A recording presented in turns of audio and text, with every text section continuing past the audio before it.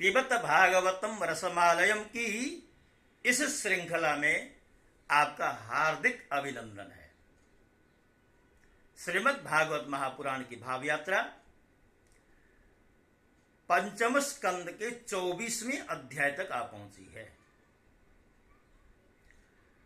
पिछले कुछ अध्यायों में भूगोल खगोल आदियों का वर्णन आपके समक्ष रखा गया।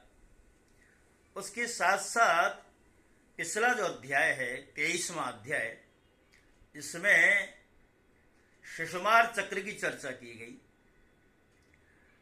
अब ये जो 24वां अध्याय है, इसमें राहु आदि की स्थिति, अतलादि नीचे के लोगों का वर्णन दिया गया। जैसा कि हम बार बार निवेदन करते हैं, श्रीमद् भागवत का एक एक शब्द भगवान का ही वांग्मय स्वरूप है। जिन शब्दों के द्वारा चाहे अतलादि लोकों की चर्चा की गई हो, चाहे स्वर्गादि लोकों की चर्चा की गई हो, पृथ्वी की चर्चा की गई हो, पर्वतों नदियों समुद्रों की चर्चा की गई हो, वस्तुतः ये आर्ष वाक्य है, भगवान की वाणी है। और भगवान की वाणी होने के कारण हम सब के लिए श्रीमद् भागवत का एक एक शब्द, एक एक वर्ण पूजनीय है, हमारे लिए आदरणीय है। श्री सुखदेव जी कहते हैं, राजन, कुछ लोगों का कथन है कि सूर्य से 10,000 योजन नीचे राहु नक्षत्रों के साथ घूमता है। इसने भगवान की कृपा से ही देवत्व और ग्रहत्व प्राप्त किया है। स्वयं यह सिंह का पुत्र असुराधम होने के कारण किसी प्रकार इस पद के योग्य नहीं है। इसके जन्म और कर्मों का हम आगे वर्णन करेंगे। सूर्य का जो यह अत्यंत तपता हुआ मंडल है, उसका विस्तार 10,000 योजन बतलाया गया है। इसी प्रकार चंद्रमंडल का विस्तार 12,000 योजन है और राहु का 13,000 योजन। अमृत पान के समय राहु देवता के वेश में सूर्य और चंद्रमा के बीच में आकर बैठ गया। तो उस समय सूर्य और चंद्रमा ने इसका भेद खोल दिया था। उस वैर को याद करके यह अमावस्या और पूर्णिमा के दिन उन पर आक्रमण करता है। यह देखकर भगवान ने सूर्य और चंद्रमा की रक्षा के लिए उन दोनों के पास अपनी प्रिय आयुध सुदर्शन चक्र को नियुक्त कर दिया। वह निरंतर घूमता रहता है, इसलिए राहु उसके असह्य तेज से उद्विग्न और चकितचित्त होकर मुहूर्त मात्र उनके सामने टिक कर फिर लौट जाता है।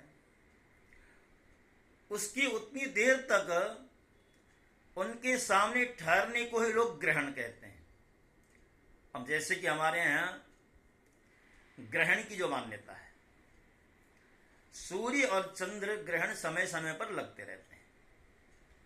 और एक बात और बता दूं सज्जनों, ग्रहण को लेकर के भी तरह तरह की भ्रांतियां लोग फैलाते रहते हैं। और खास करके आजकल के जो यूट्यूबर हैं, अब उनके पास कोई खास काम तो है नहीं। वो सोचते हैं कोई सनसनी फैला दो, कोई नई बात फैला दो, तो अपना जो चैनल है वो लोकप्रिय हो जाए। तो जिस महीने जिस वर्ष में कोई संभावना नहीं है ग्रहण की, तो उस तिथि विशेष को भी सूर्य अथवा चंद्र ग्रहण से आरोपित कर देते हैं और लोगों के मन में भय उपस्थित कर देते हैं।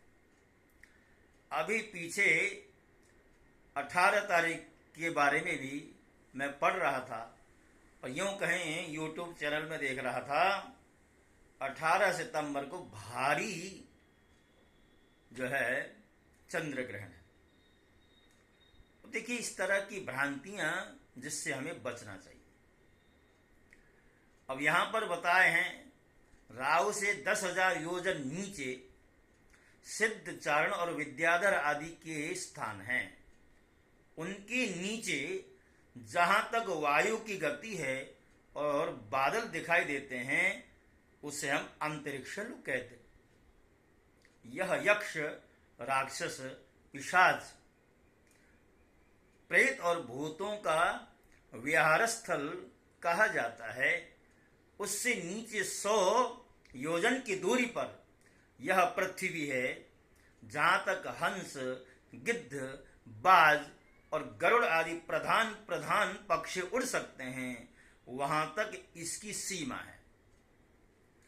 पृथ्वी के विस्तार और स्थिति आदि का वर्णन तो हो ही चुका है।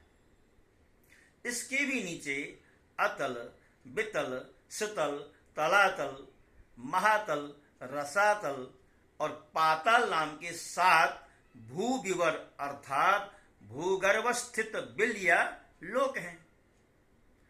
ये एक के नीचे एक 10-10 हजार योजन की दूरी पर स्थित हैं और इनमें से प्रत्येक की लंबाई चौड़ाई भी 10-10 हजार योजन ही है। ये भूमि के बिल भी एक प्रकार के स्वर्ग ही हैं। इनमें से स्वर्ग से भी अधिक विषय भोग, ऐश्वर्य, आनंद, संतान सुख और धन संपत्ति हैं। यहाँ के वैभव पूर्ण भवन, उद्यान और क्रीड़ा स्थलों में दैत्य, दानव और नाग तरह तरह की मायामयी क्रीड़ाएं करते हुए निवास करते हैं। वे सब गारहस्थ धर्म का पालन करने वाले हैं। उनकी स्त्री, पुत्र, बंधु, बांधव और सेवक लोग उनसे बड़ा प्रेम करते हैं और सदा प्रसन्न चित्त रहते हैं। उनके भोगों में बाधा डालने की इंद्रादि में भी सामर्थ्य नहीं है। महाराज, इन बिलों में अर्थात जो पाताल आदि लोक हैं उनमें मायावी मय दानव की बनाई हुई अनेकों पुरियां शोभा से जगमगा रही हैं, जो अनेक जाति की सुंदर सुंदर श्रेष्ठ मणियों से रचे हुए चित्र विचित्र भवन, परकोटे, नगर द्वार, सभा भवन, मंदिर, बड़े बड़े आंगन और गृहों से सुशोभित हैं तथा जिनकी कृत्रिम भूमियां अर्थात जो फर्श होता है वहां पर नाग और असुरों के जोड़े एवं कबूतर, तोता और मैना आदि पक्षी किलोल करते रहते हैं। ऐसे पातालाधिपतियों के भव्य भवन उन पुरियों की शोभा बढ़ाते हैं। वहां के बगीचे भी अपनी शोभा से देवलोक के उद्यानों की शोभा को मात करते हैं। उनमें अनेकों वृक्ष हैं जिनकी सुंदर डालियां फल फूलों के गुच्छों और कोमल कोपलों के भार से झुकी रहती तथा जिन्हें तरह तरह की लताओं ने अपने अंग पाश से बांध रखा है। वहां जो निर्मल जल से भरे हुए अनेकों जलाशय हैं उनमें विविध विहंगों के जोड़े विलास करते हैं। इन वृक्षों और जलाशयों की सुषमा से वे उद्यान बड़ी शोभा पा रहे हैं। उन जलाशयों में रहने वाली मछलियां जब खिलवाड़ करती हैं और क्रीड़ा करते हुए उछलती हैं तब उनका जल हिल उठता है। साथ ही जल के ऊपर उगे हुए कमल, कुमुद, कुवलय, कहलार, नील कमल, रक्त कमल और शतपत्र कमल आदि की समुदाय भी हिलने लगते। इन कमलों के वनों में रहने वाले पक्षी अविराम क्रीड़ा कौतुक करते हुए भांति भांति की बड़ी मीठी मीठी बोली बोलते हैं, जिनसे सुनकर मन और इंद्रियों को बड़ा ही आह्लाद होता है, आनंद होता है। उस समय समस्त इंद्रियों में उत्सव सा छा जाता है। वहां सूर्य का प्रकाश नहीं आता, इसलिए दिन रात आदि काल विभाग का भी कोई खटका नहीं दिखाई पड़ता। वहां के संपूर्ण अंधकार को बड़े बड़े नागों के मस्तकों की मणियां ही दूर करती हैं। बड़ी विचित्र बात है। इन लोकों के निवासी जन औषधि, रस, रसायन, अन्न, पान और स्नान आदि का सेवन करते हैं। वे सभी पदार्थ दिव्य होते हैं।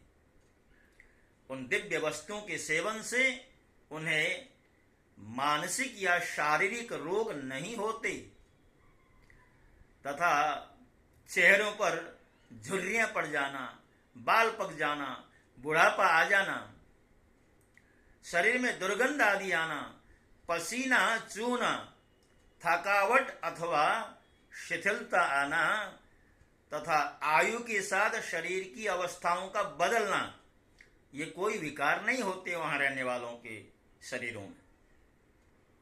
वे सदा सुंदर, स्वस्थ, जवान और शक्ति संपन्न रहते हैं।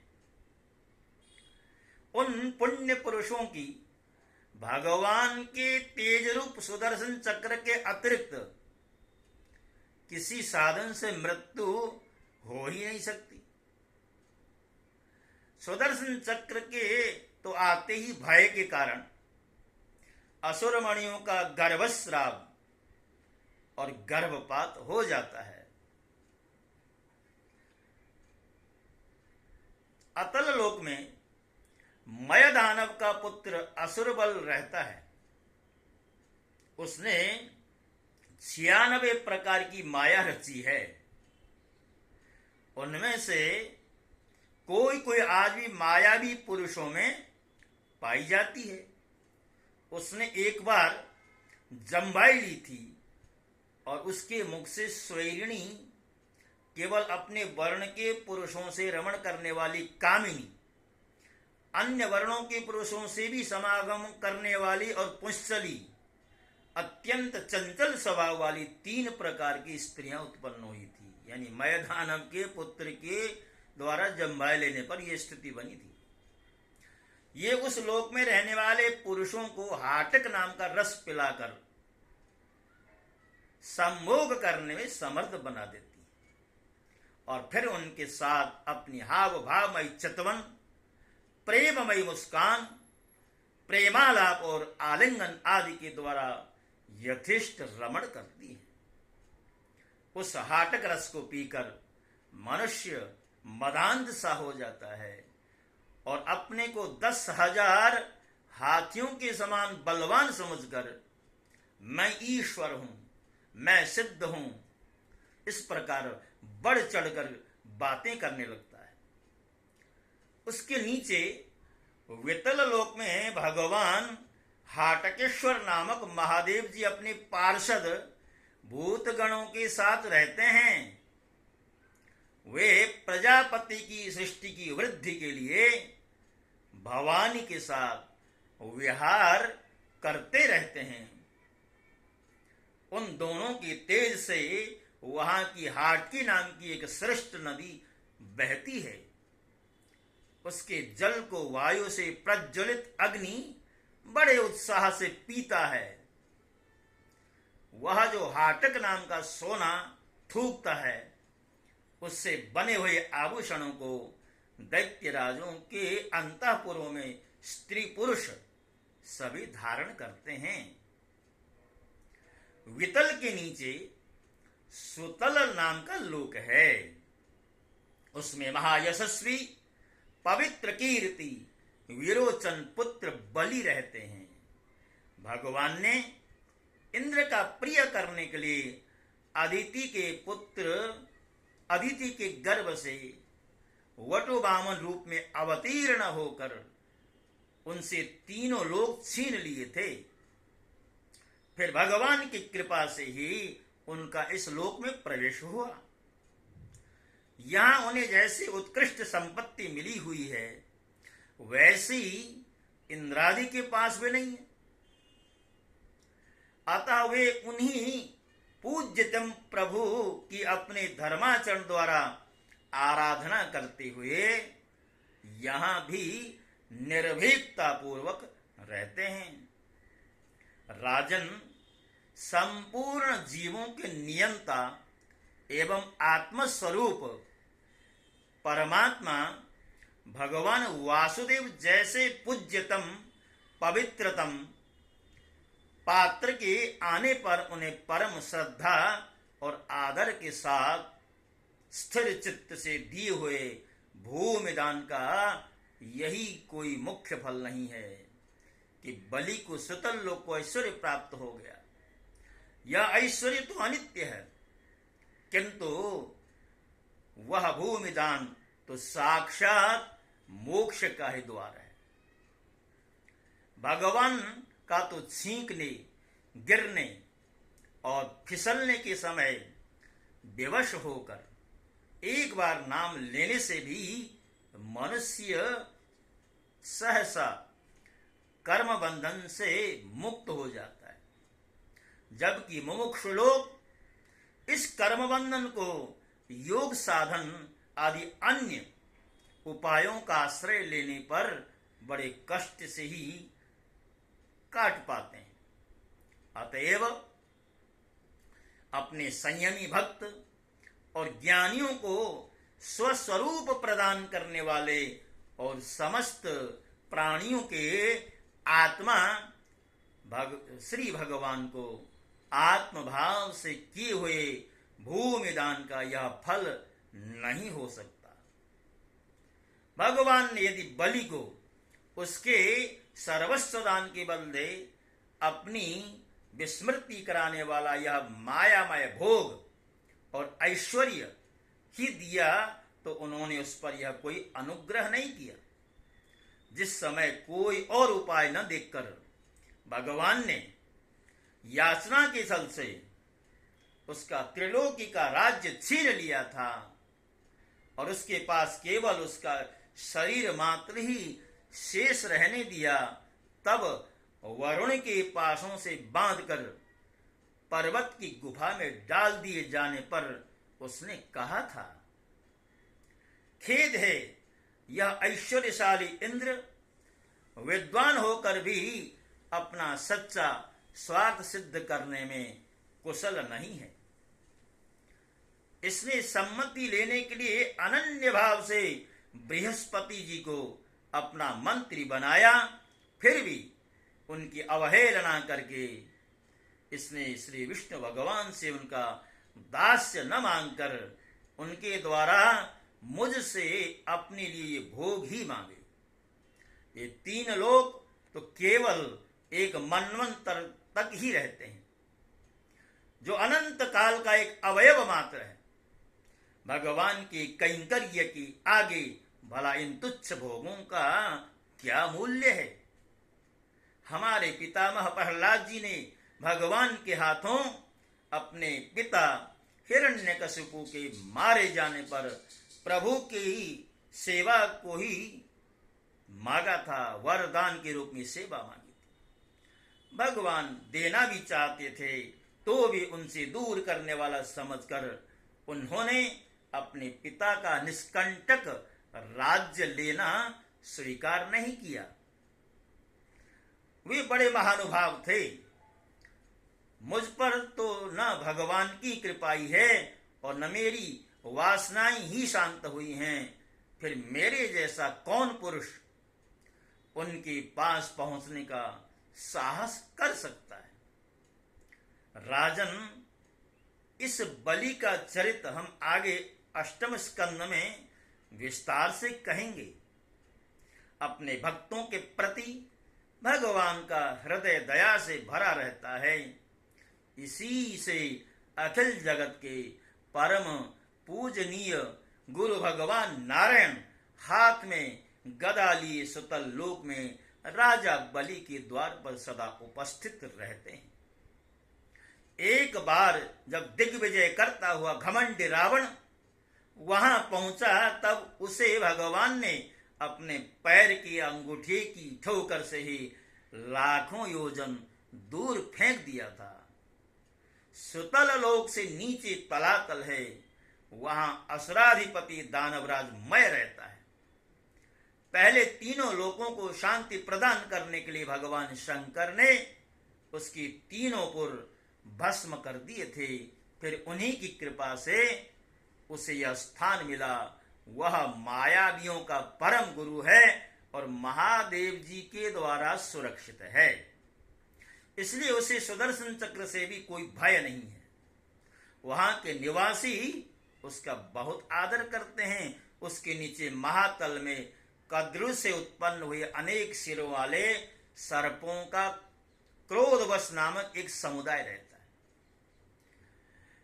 उनमें कुहक, तक्षक, कालिय और सुषेण आदि प्रधान हैं। उनके बड़े बड़े फन हैं। वे सदा भगवान की वाहन पक्षराज गरुड़ जी से डरते रहते हैं, तो भी कभी कभी अपने स्त्री, पुत्र, मित्र और कुटुंब के संग से प्रमत्त होकर विहार करने लगते हैं। उसके नीचे रसातल में पणि नाम के दैत्य और दानव रहते हैं। ये निवात कवच काले और हिरण्यपुरवासी भी कहलाते हैं। इनका देवताओं से विरोध है।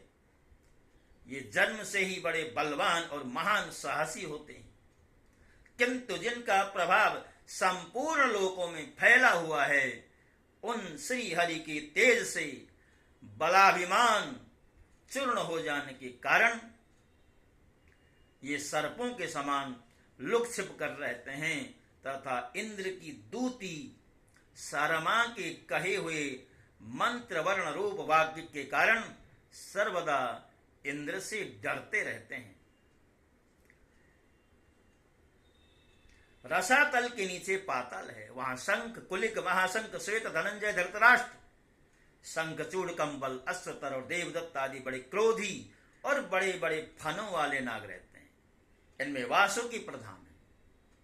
उनमें से किसी के 5, किसी के 7, किसी के 10, किसी के 100 और किसी के 1000 सिर हैं। उनके फनों की दमकती हुई मणियां अपने प्रकाश से पाताल लोक का सारा अंधकार नष्ट कर देती हैं। भक्तों,